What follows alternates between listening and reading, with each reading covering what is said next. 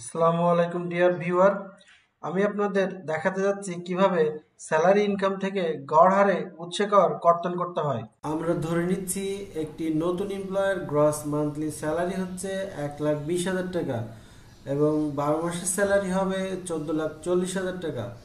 Festival bonus হবে গ্রসের 60%।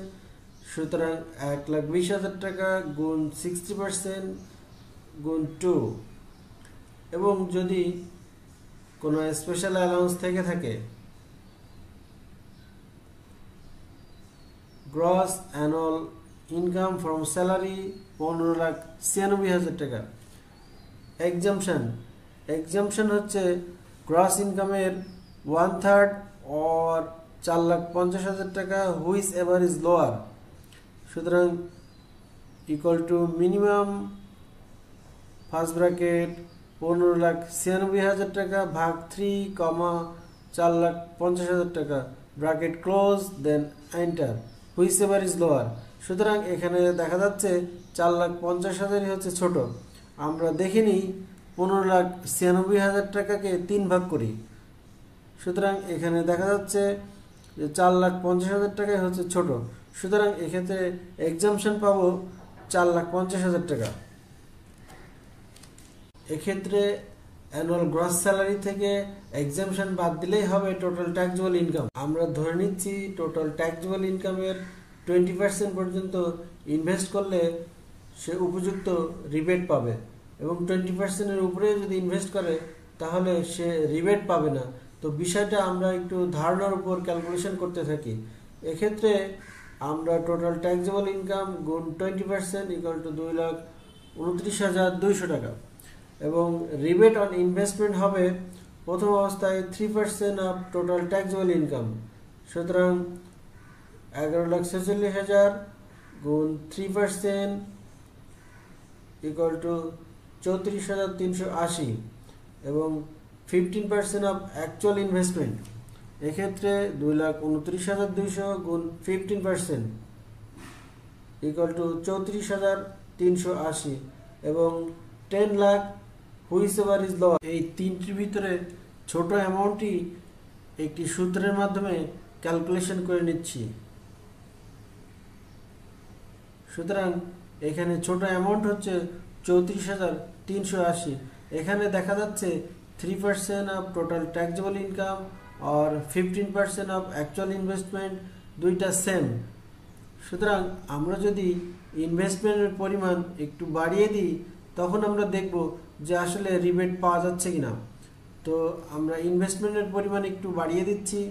এক্ষেত্রে দেখুন ইনভেস্টমেন্টের পরিমাণ বাড়িয়ে দেওয়ার পরেও 15% অফ অ্যাকচুয়াল ইনভেস্টমেন্টের রিবেট আসছে 59,880, কিন্তু ছোট অ্যামাউন্ট হচ্ছে 34,380। সুতরাং আমরা ছোট অ্যামাউন্টটাই রিবেট পাবো। সুতরাং এই 20%-এর বিষয় নিয়ে আমরা একটা গবেষণা করতে যাচ্ছি। সুতরাং এই 34,380 ভাগ 0.15%, দ্যাট মিনস এটি হচ্ছে আমার টোটাল অ্যাকচুয়াল অ্যালাউয়েবল ইনভেস্টমেন্টের পরিমাণ। তাহলে আমরা এখন দেখে নিই এই অ্যাকচুয়াল অ্যালাউয়েবল ইনভেস্টমেন্ট আমার গ্রসের কত পার্সেন্ট। সুতরাং এখানে দেখা যাচ্ছে 20%। সুতরাং আমরা যেটা ধরে নিয়েছিলাম যে আমরা টোটাল ট্যাক্সেবল ইনকামের 20% মতো ইনভেস্টমেন্ট করলেই আমরা উপযুক্ত রিবেট পাবো এবং এর বেশি ইনভেস্ট করলে আমরা রিবেট পাচ্ছি না। সুতরাং আমরা অলরেডি প্রমাণ করে ফেলেছি যে 20%-এর উপরে ইনভেস্ট করলে আমরা রিবেট পাই না। আমরা এখন ট্যাক্স লায়াবিলিটি ক্যালকুলেশন করতে যাচ্ছি।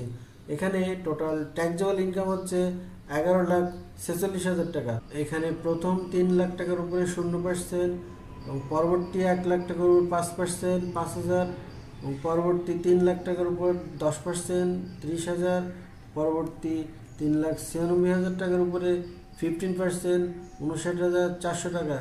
এখানে টোটাল ট্যাক্স হচ্ছে 94,400 টাকা।